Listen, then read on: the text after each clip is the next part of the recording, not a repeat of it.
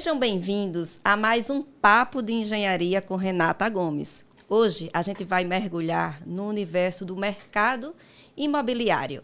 Eu trouxe aqui um convidado super inspirador para a gente falar sobre esse tema, onde a gente vai falar das responsabilidades, dos desafios e das novidades desse setor que é tão desafiante. Para esse episódio de hoje, eu convidei uma pessoa especialista nesse assunto, como eu falei, o Pedro Barbosa. Pedro Barbosa, ele é uma sumidade nesse assunto relacionado ao empreendedorismo do mercado imobiliário. De estagiário a sócio-diretor, hoje ele é CEO da Big House Imob, não é isso, Pedro? Exatamente. Pedro tem uma trajetória bastante inspiradora e hoje ele é host do podcast Negócio dos Sonhos. Então fica com a gente, que o Papo de Engenharia está começando agora.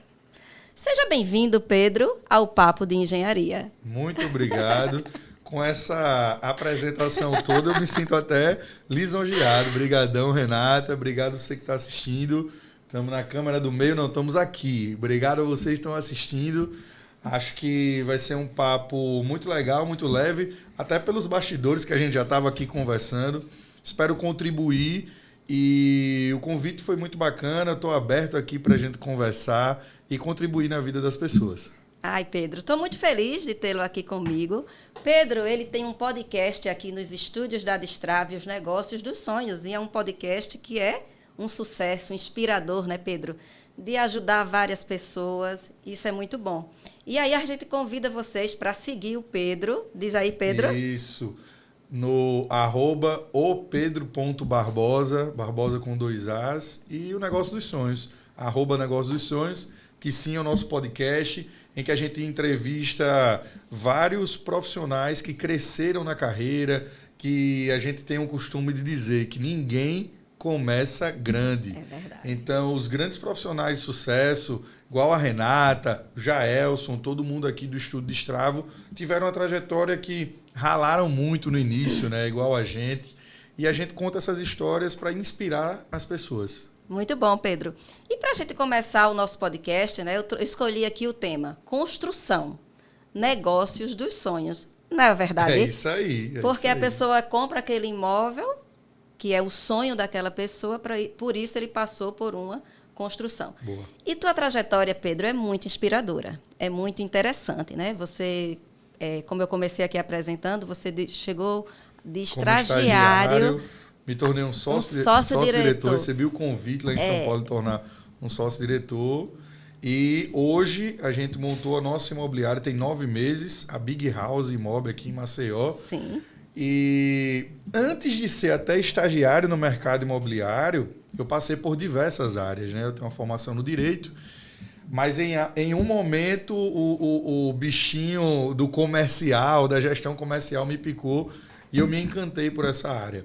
Mas já passei por diversas coisas, até antes do direito, já trabalhei em lanchonete, já fui promotor de venda, já trabalhei no serviço público, estive no Ministério Público também, até que um dia eu recebi um convite, estava um pouco insatisfeito com a minha rotina e recebi um convite de conhecer o mercado imobiliário.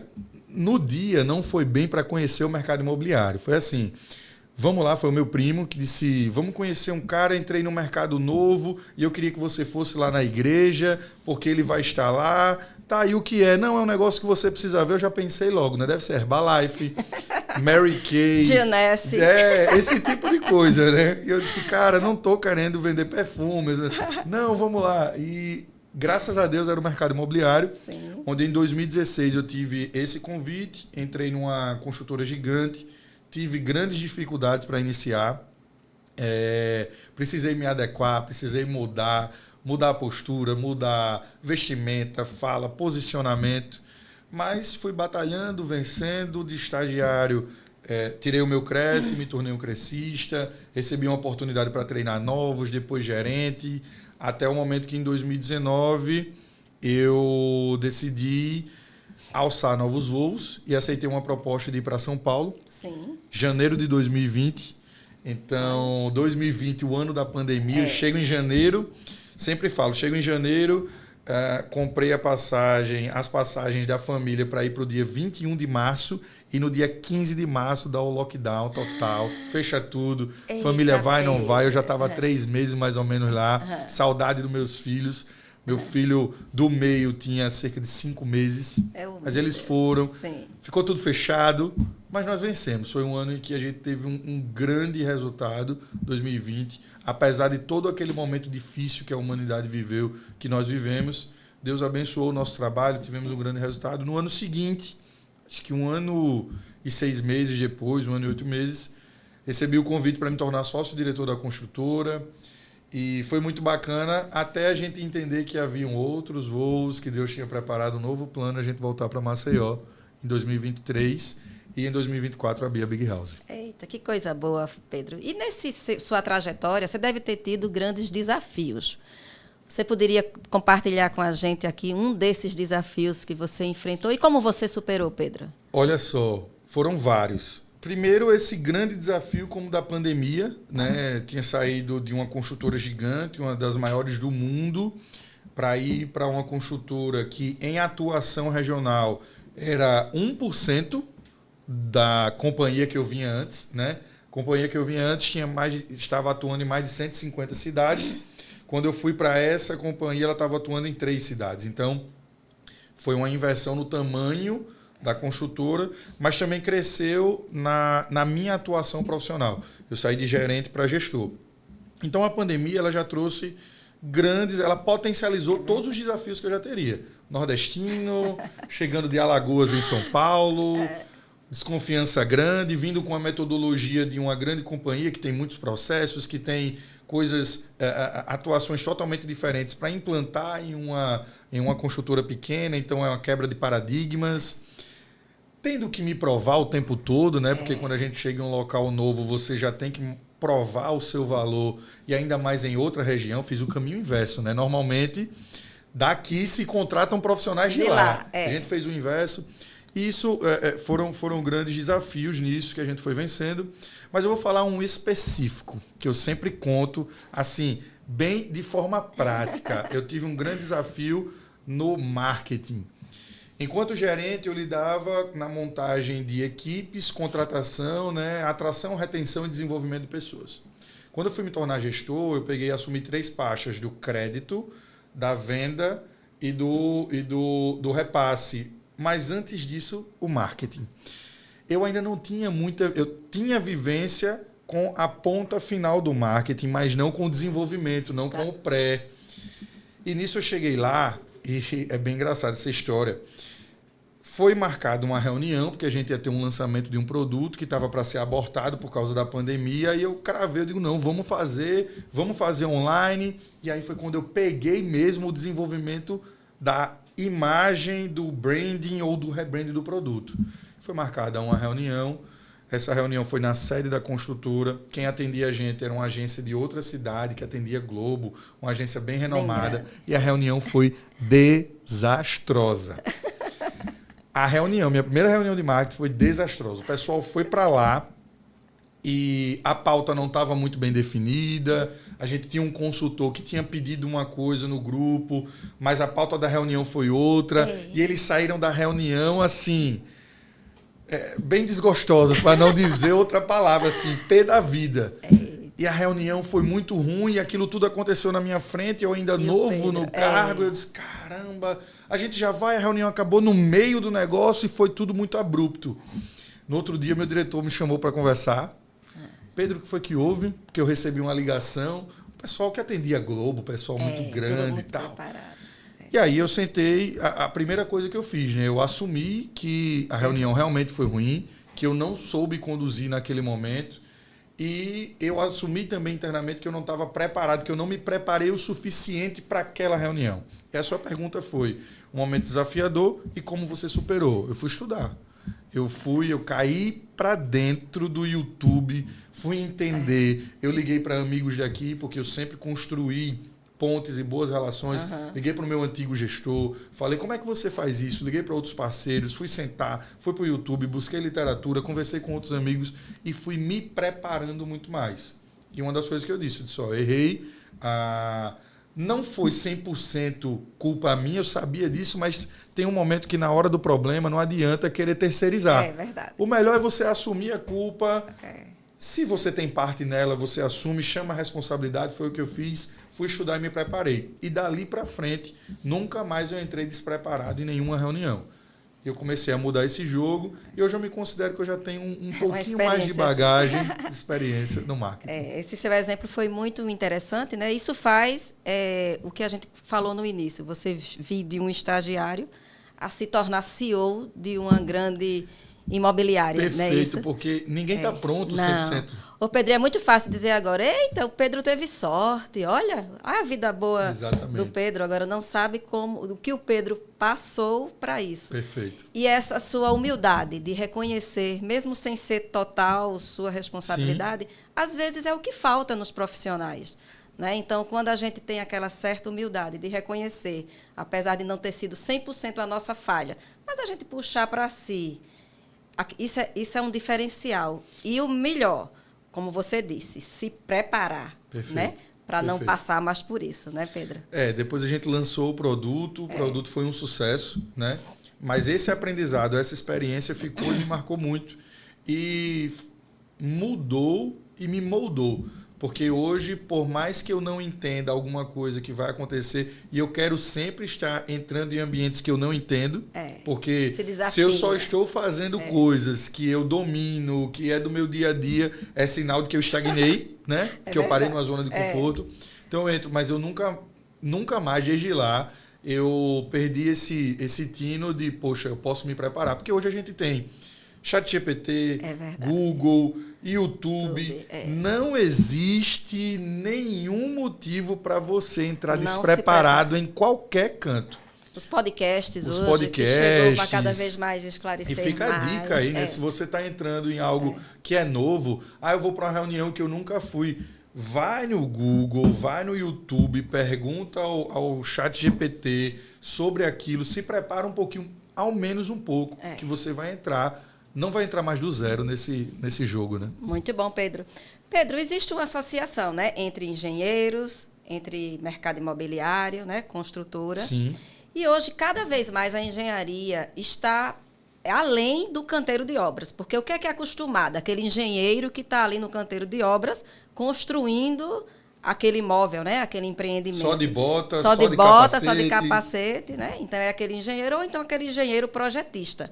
Hoje a gente tem essa área da engenharia, que é a engenharia diagnóstica, que vai além do canteiro de obra, além dos projetos, que trabalha em parcerias com as construtoras, com os corretores. Como é que você vê a importância de ter esse parceiro engenheiro para atuar junto com você nesse mercado imobiliário, Pedro?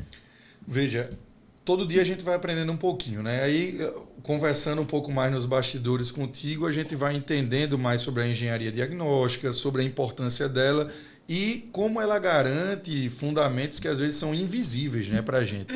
Eu costumo dizer que o mercado imobiliário, o mercado da construção civil, existe uma engrenagem e que a gente se conecta com todos em determinada fase do game ou do processo. Então, em dado momento, quando o produto chega para o corretor, para o mercado imobiliário, ele já passou pelo arquiteto, pelo projetista, pelo engenheiro, pelo calculista, pelo terrenista, pelo DI, normalmente desenvolvimento imobiliário, que já esteve 2, 3 anos atrás adquirindo o terreno, levando para quem faz a pesquisa de mercado, o marketing desenvolvendo. Então, mas não para na venda. E a gente costuma dizer muito que o processo da gente se inicia na venda. Até, muitas vezes, chegar a ter essa junção no engenheiro, na parte de diagnósticos. Porque hoje, o que é que eu entendo? E a gente vinha até conversando sobre isso, né? A importância de você ter um parceiro que lauda, que lhe traz a confiança, a certificação. Basicamente, para mim, eu vejo como um certificado de garantia. Venda isso para o seu cliente, porque o seu cliente vai ter um nível de satisfação além da compra.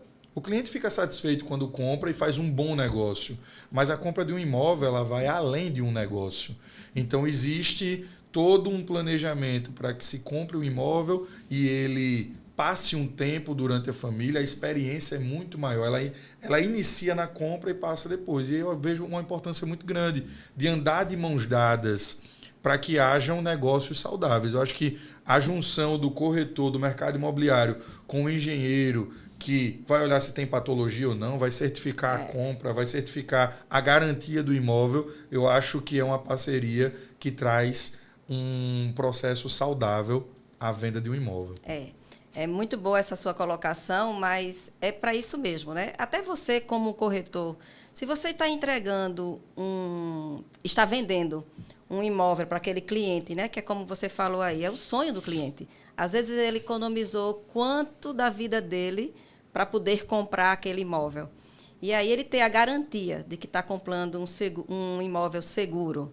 Um imóvel que foi laudado por um técnico de engenharia, que validou ali todos os sistemas, toda a estrutura.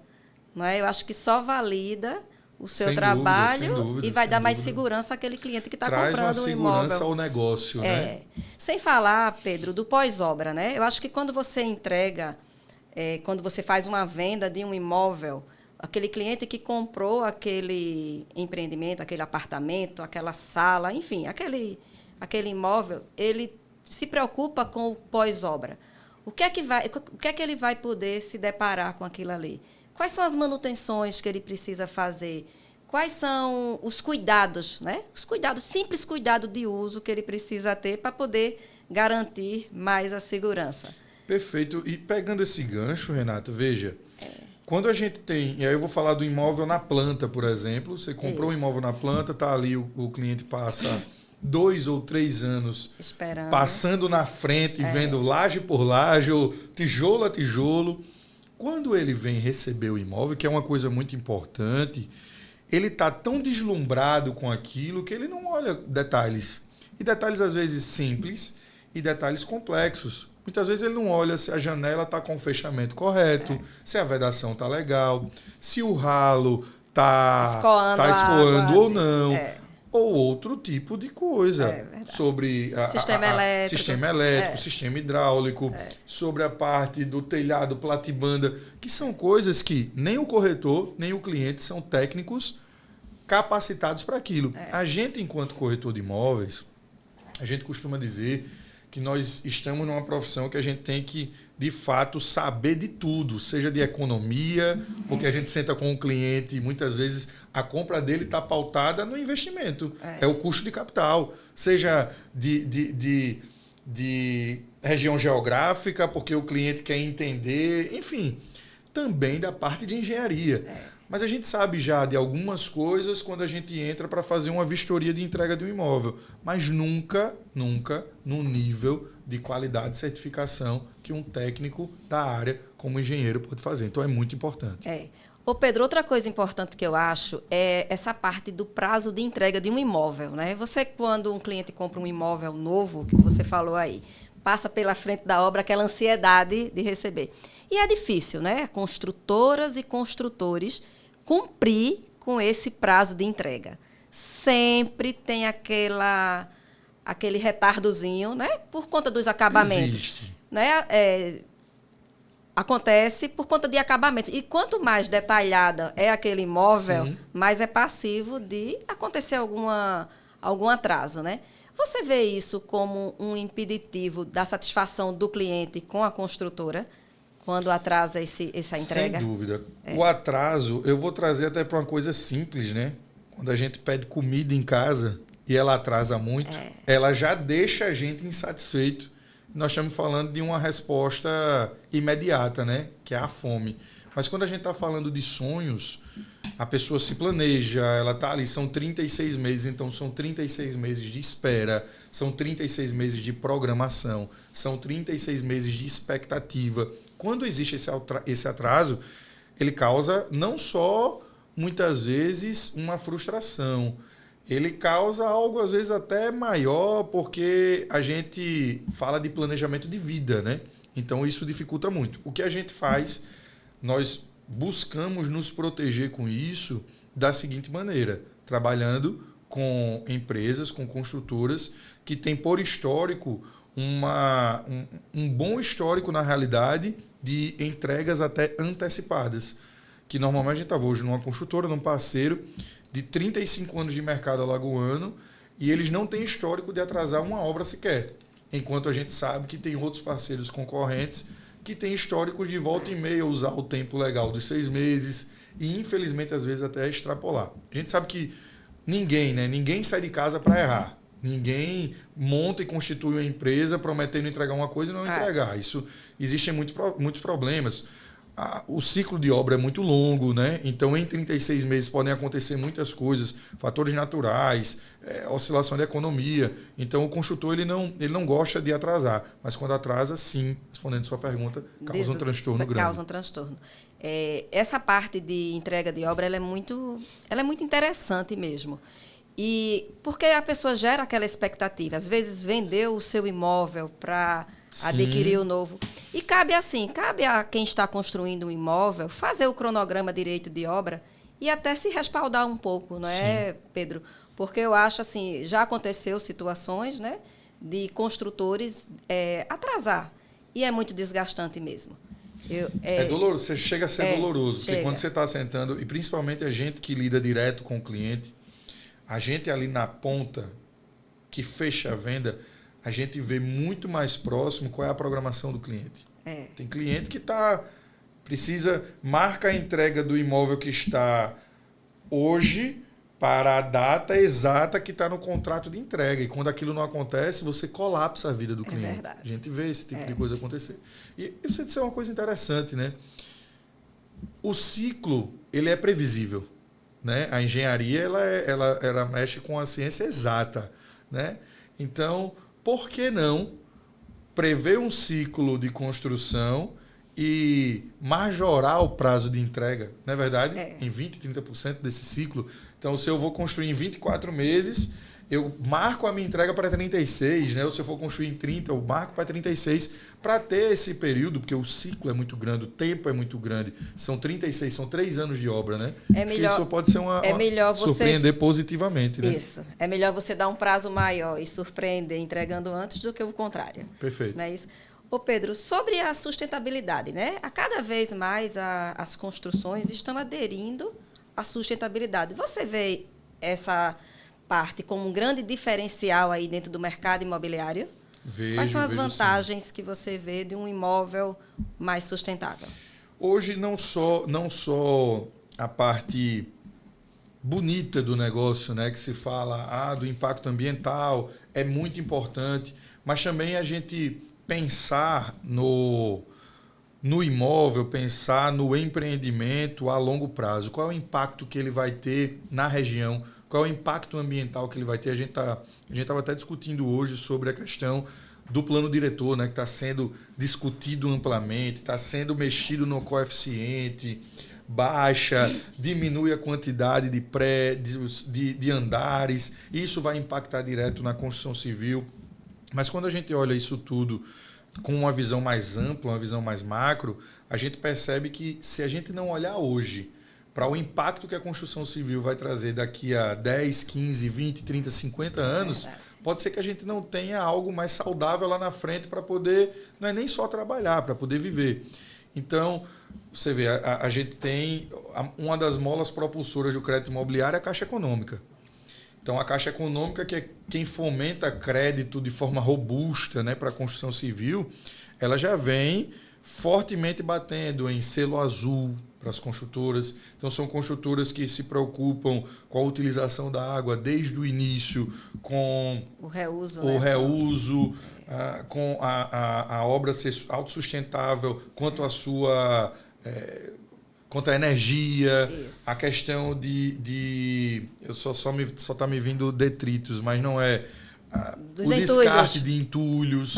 Enfim, isso tudo até a parte de iluminação que está por fotossensor nas áreas comuns, que às vezes parece bobagem, mas quando a gente vem olhar para um prédio que abriga 200 famílias, você está diminuindo o impacto gigantesco.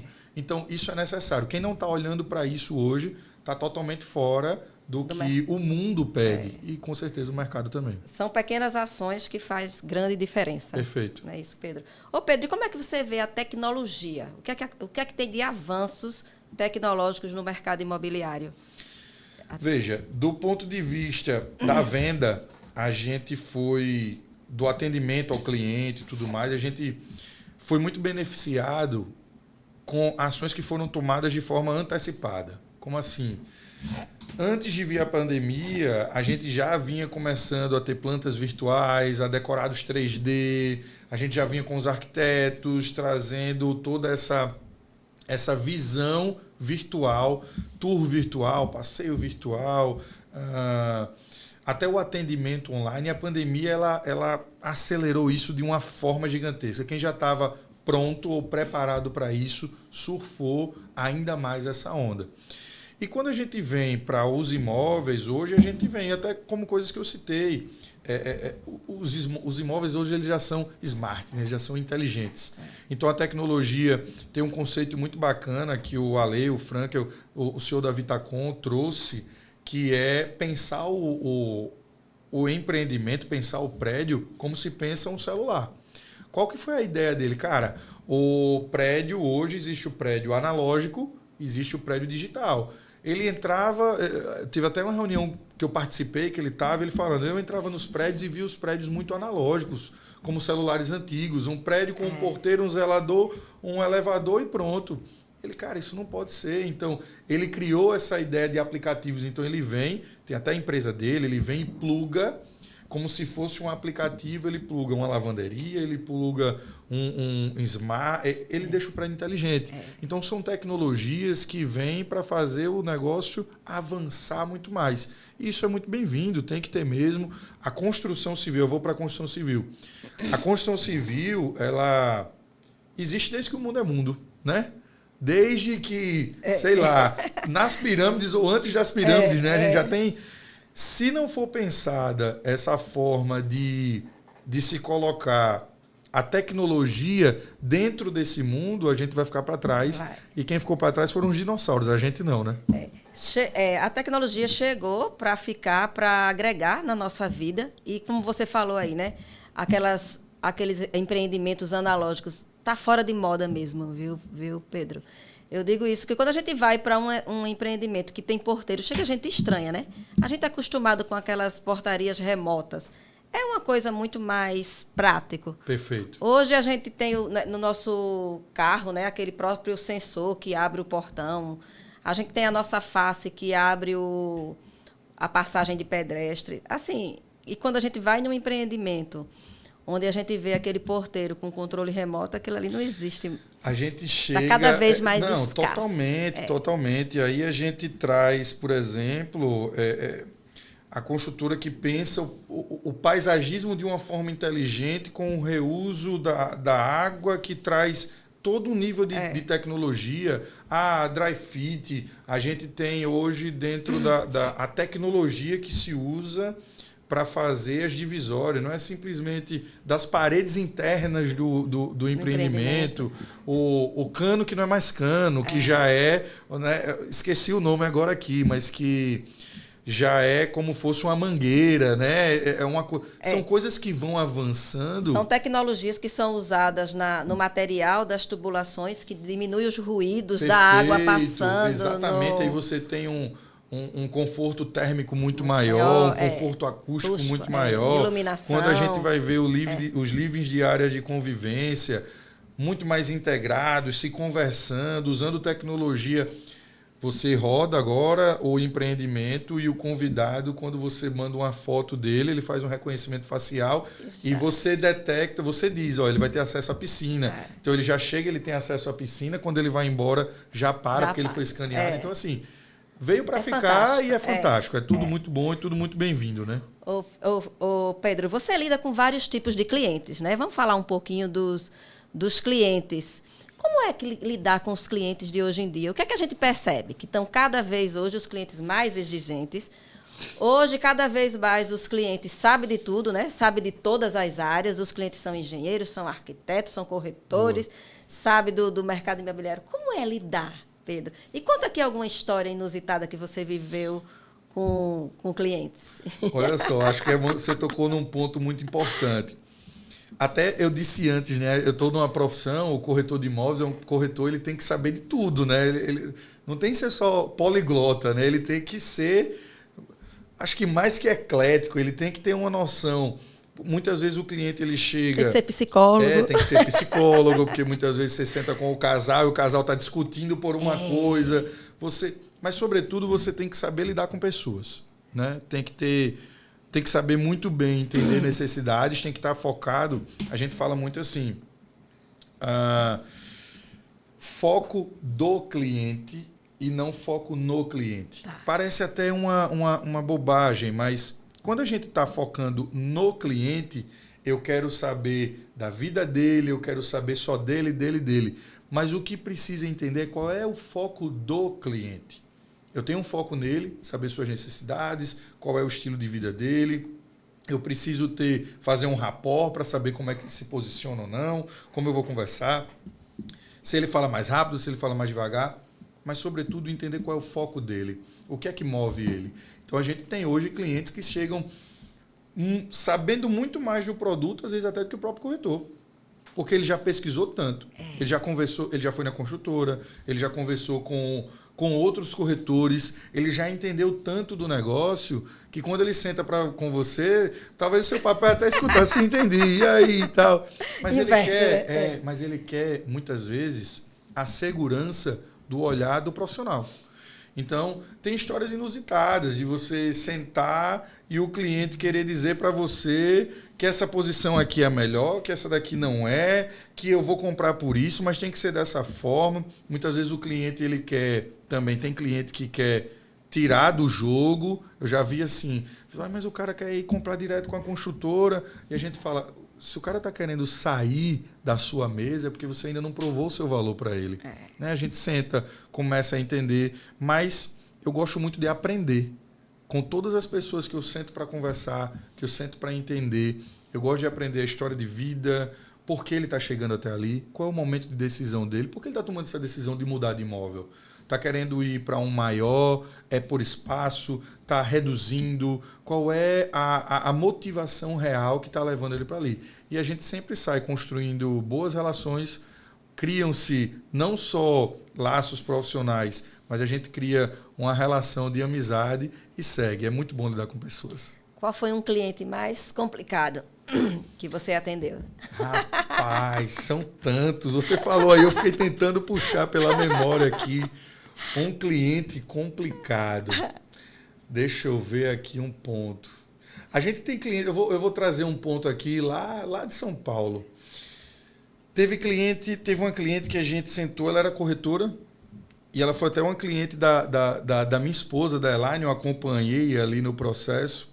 Ela corretora, o marido querendo comprar, e ela ficou, não, mas eu não vou comprar, porque a casa assim, uma casa numa cidade que fica ao pé da Serra de Campos do Jordão. E ela ficou, compro, não compro, eu vou fazer. O imóvel estava no lançamento a R$400 mil. E a gente fez tudo, mostrou tudo. Uma trajetória com ela ali de, eu acho que de uma semana, 15 dias, e foi isso, né? Em meio a clientes. Ia, vinha. E no final das contas, ela disse, não vou comprar agora não, vou esperar para ver. E quando passou, eu acredito que... Olha, Renato, eu vou lhe dizer, uns 4 meses depois, 4 a 5 meses depois, eles voltaram. E o imóvel que estava na planta ainda, bem no início do lançamento, a R$400 mil, eles devem ter comprado a 550, 530 mil. E ali, mas não é possível, mas eu não queria fazer. E a gente sentou e passou. Cara, não tem muito o que fazer. Aquela unidade que você queria já não tem mais, só existe essa daqui e já está super valorizada. Então, uma coisa que a gente diz no mercado imobiliário muito é, o melhor dia de comprar foi ontem. Tem que aproveitar essa oportunidade. Mas hoje ainda é um bom dia para comprar. Tá. Pedro, eu me lembrei agora de um dia que um corretor, ele menosprezou eu e Jaelson. Foi. Sério? Sério. Olhou para a gente e achou que a gente não tinha condições de comprar um determinado empreendimento aqui. E interessante, viu, que a gente estava olhando aquela parte decorada, aquele apartamento modelo, decorado. né? Apartamento decorado. E a gente morava em um apartamento dessa mesma construtora, só que era de um nível mais inferior, tá? Certo. Vocês estavam querendo fazer um upgrade. Aí a gente queria fazer um upgrade. Aí a gente veio olhar esse empreendimento, a gente estava olhando, aí esse corretor chega e menosprezou o outro empreendimento que a gente morava. Entendeu? Começou. Aí a gente falou do outro empreendimento, não dizendo que era nosso. E aí o cliente, não, aquele outro empreendimento. Aí Detonou. Nossa. Aí Jaelson, na hora, eu moro lá, menino. O corretor não sabia. Ele não sabia onde enfiar a cara, assim, né? Porque a gente tem que ter muito esse cuidado, né? Total, do que vai falar para o cliente. Total. Não é porque ninguém tem... A gente sabe que tem que estar bem apresentado, que a gente tem que se posicionar. Mas não necessariamente tem que ter. Tem que estar. É. Na realidade, o corretor ele tem que ter a sensibilidade que ele não pode menosprezar ninguém. Você me fez lembrar uma outra situação, olha só. Essa não aconteceu comigo, mas é bem recente, aconteceu com uma corretora do nosso time. A gente estava em um plantão do determinado shopping aqui. Estava acontecendo um feirão, ou havia acontecido, não me recordo bem, mas foi recente, eu acho que isso tem 1 mês ou 2 meses. E um casal de senhores simples passaram e sentaram com a nossa corretora. Até um abraço, Jaqueline, parabéns. Ela sentou, ouviu, conversou, deu a atenção. O mundo parou ali para ela, que é como ela faz. Ela tem uma atenção genuína, ela conversa. E eles tinham passado por cerca de 6 corretores, 5, 6 corretores. Sentaram com ela e ela disse, e eles disseram, mas os outros corretores disseram que eu não podia comprar e tal, porque por causa da idade, o financiamento. E ela, não, mas vamos lá. E ela seguiu o atendimento.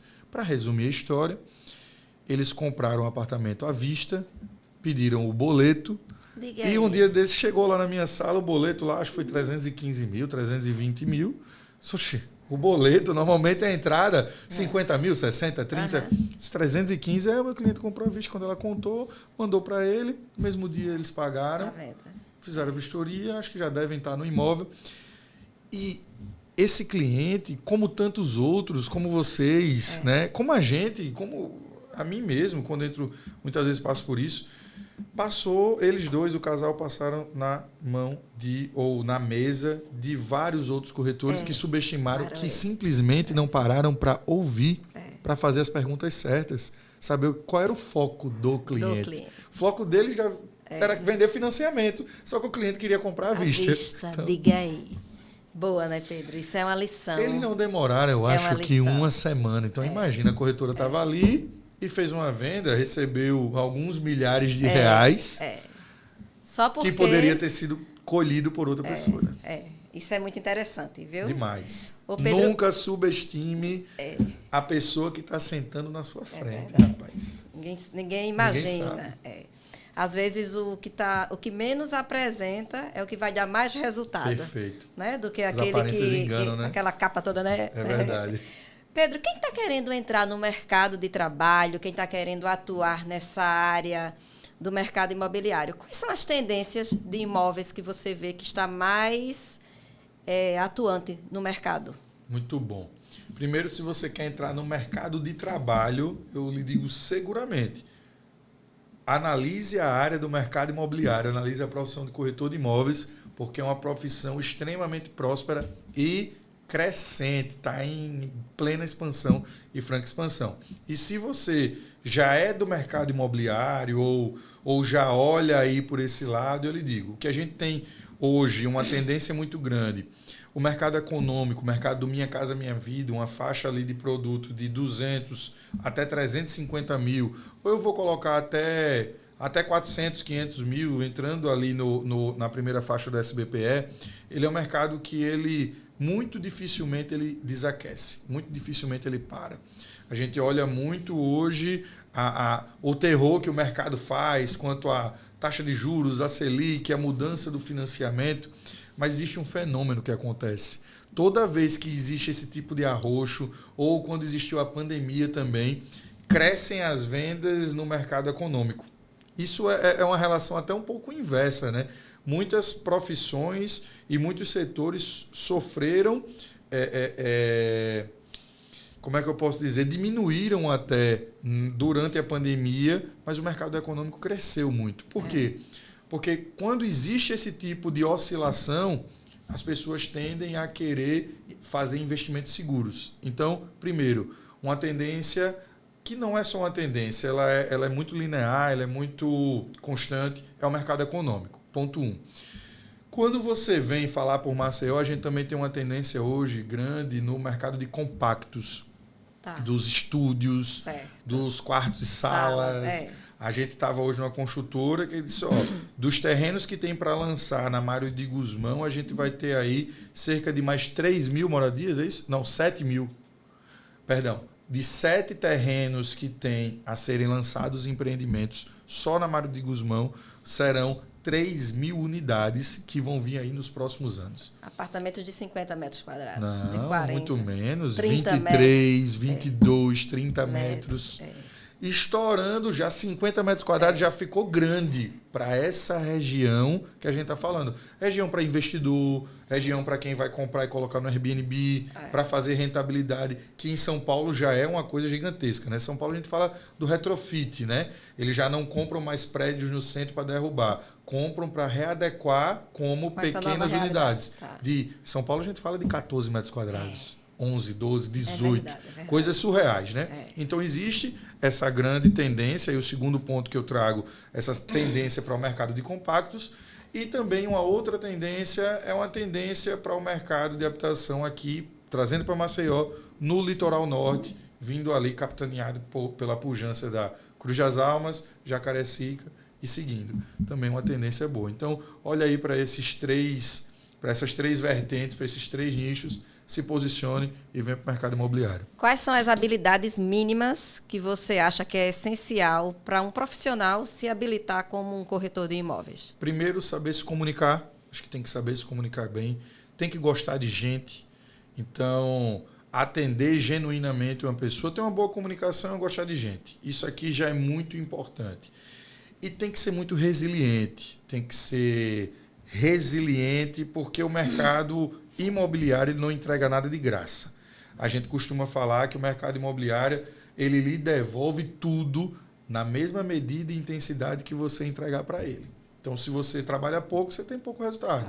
Agora, se você trabalha muito, se você planta muito, você colhe muito. Tem um retorno, né? E, sobretudo, eu vou trazer um quarto ponto, que aí já é um ponto meu, que eu gosto muito, é de pessoas otimistas, visão positiva de futuro. Não dá para estar olhando o tempo todinho para o governo, para a economia e achando e agora todo mundo vai perder, todo mundo. Não, o dinheiro está só mudando de mão.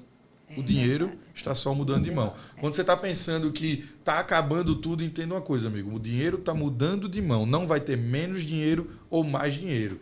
A concentração é que está sendo, né, movida. E aí, pensando nisso, o que é que eu penso? Opa, não tenho que ter medo disso. Eu só tenho que saber para onde o dinheiro está mudando, porque ele vai mudar para a minha, vai mudar para a sua, vai mudar para a sua. E aí a gente encontrar a oportunidade. Seja otimista, tenha resiliência, se comunique bem e goste de gente. Muito bom, Pedro.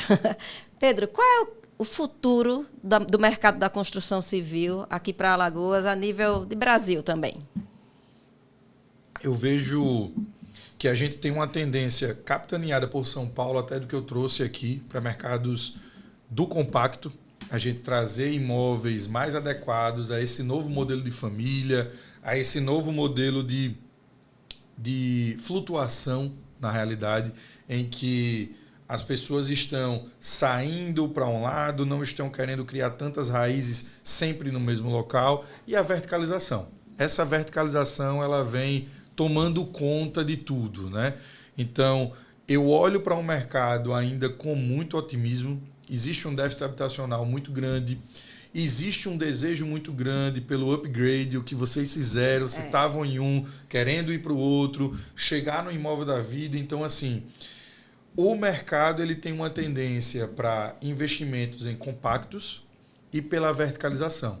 Quem tiver antenado a isso vai conseguir atender, por exemplo, a construtora que está no início da ponta desse processo.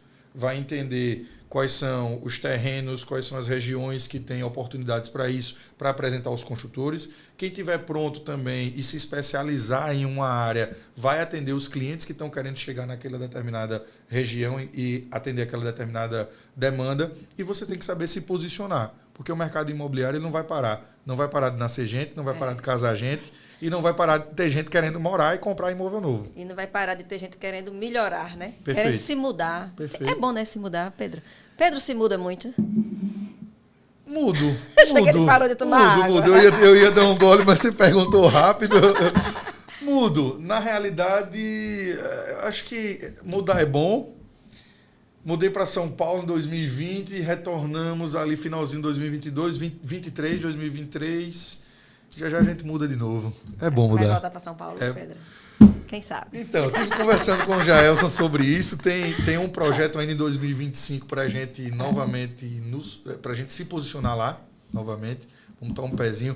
Vamos estar do lado da Destravo ali, viu? Que massa. Vamos lá. Vamos estar do lado da Destravo por lá. Vamos lá. A gente está muito esperançoso. É muito bom. E é bom a gente se desafiar. São Paulo é onde tudo acontece, né? São Paulo é muito, muito pujante. Elaine, minha esposa, ela é louca por São Paulo. Por ela, São Paulo fica ali, eu gosto daquele movimento, eu gosto daquilo. Eu gosto, mas tem horas que eu gosto de ter um pouco mais da tranquilidade, de parar para pensar de forma estratégica. Então, eu acho que a gente vai estar por aqui e por lá. Vem coisas boas por aí, viu? Eu acho que a gente que é daqui tem que ter um pezinho aqui, não é isso? Mas São Paulo é algo, eu não sei eu indo morar lá, como será todos os dias. Mas sabe aquele já, né? Daqui a uns dias. Mas sabe aquele local que quando a gente vai, a gente se sente bem, a gente gosta, a gente sente uma energia diferente. É isso que acontece quando a gente chega lá. São Paulo tem isso. É isso que acontece. Pedro, a gente está chegando aqui ao final do nosso podcast. No instante passa, né? É bom conversar, né? Muito bom, viu? Mas se Pedro fosse dar um conselho ao Pedro de 20 anos atrás, o que era que Pedro diria para ele? De 20 anos atrás? Com 20 anos atrás, eu ia estar com uns 7 anos de... Mentira. O Pedro de 20 anos atrás, iniciando a vida ali com 17 anos. O que eu diria, de verdade, se lance em tudo que você vê que é positivo, encare a vida de uma maneira extremamente otimista, seja muito proativo e aproveite todas as oportunidades. Era isso que eu diria para ele. Era isso que você diria. Pedro, a gente está chegando ao final, como eu disse, e aí eu deixo esse momento aqui para você fazer seus agradecimentos finais. Se você quiser falar alguma coisa que eu deixei de comentar e você quer dizer aqui para a nossa audiência, né? Fica à vontade aí. Não, acho que não deixou de comentar. O papo foi muito bom, muito bacana, enriquecedor. Eu até fiquei pensando, né, mas como é que eu vou falar de engenharia com a Renata? Ela é a... Mas foi muito bacana, você conduziu muito bem. Eu quero agradecer pelo convite. Eu quero deixar aqui uma coisa que eu já venho declarando. 2025 é o ano da colheita, então você, eu, nós colheremos tudo o que plantamos. E se você fez um bom plantio, pode ter certeza que a sua colheita vai ser muito boa. Tem muito espaço para crescer dentro do mercado. Não se atenha somente às paredes que você está dentro. Fure a bolha, olhe para fora, respire um pouco novos ares. Quando Renata fala aqui de São Paulo, não é simplesmente a posição geográfica, mas é porque em São Paulo tudo acontece, a mentalidade é outra, a mentalidade de prosperidade é outra. Então busque novos negócios, se posicione de uma forma diferente, porque em 2025 talvez o dinheiro mude de mão, mas ele pode ir para a sua. Pois é. Crie suas oportunidades, muita coisa boa está surgindo e ainda vai surgir mais. Olhe, eu falo muito, eu vou encerrar com isso. Procure ocupar os espaços vazios deixados dentro da sua área. Só de conversar aqui, antes nos bastidores, já surgiu uma possibilidade de negócio, né? Entre a área da engenharia da Renata e a área do Pedro. Então, procure ocupar espaços vazios. Se você for disputar talvez o ranking do primeiro, segundo e terceiro lugar, que já está preenchido, você vai gastar um esforço muito grande. Não estou dizendo que não gaste, mas talvez exista um espaço que ninguém está olhando, que você vai se posicionar, vai ser rapidamente primeiro lugar, vai ser reconhecido e se tornar uma referência onde ninguém está pensando e você vai puxar uma fila. E isso tem um grande valor. Agradeço demais pelo papo e foi um prazer estar no Papo de Engenharia. Que bom, Pedro. Muito obrigada por você estar aqui. Valeu. Viu? Com certeza você agregou muito aqui ao nosso canal. Não tenho dúvida de quem está aqui nos acompanhando. Gostou desse episódio e eu peço para vocês compartilharem. Compartilha com amigos, com colegas que com certeza vão beneficiar desses insights que Pedro deixou aqui, que foi valioso. E lembrando, toda quinta-feira tem um episódio novo do nosso Papo de Engenharia no nosso canal do YouTube e do Spotify. Então, eu quero agradecer a audiência de todos vocês e principalmente a Deus por estar nos conduzindo aqui, nos dando força, nos dando sabedoria para cada dia vencer mais um dia. Até o próximo episódio e fiquem com Deus.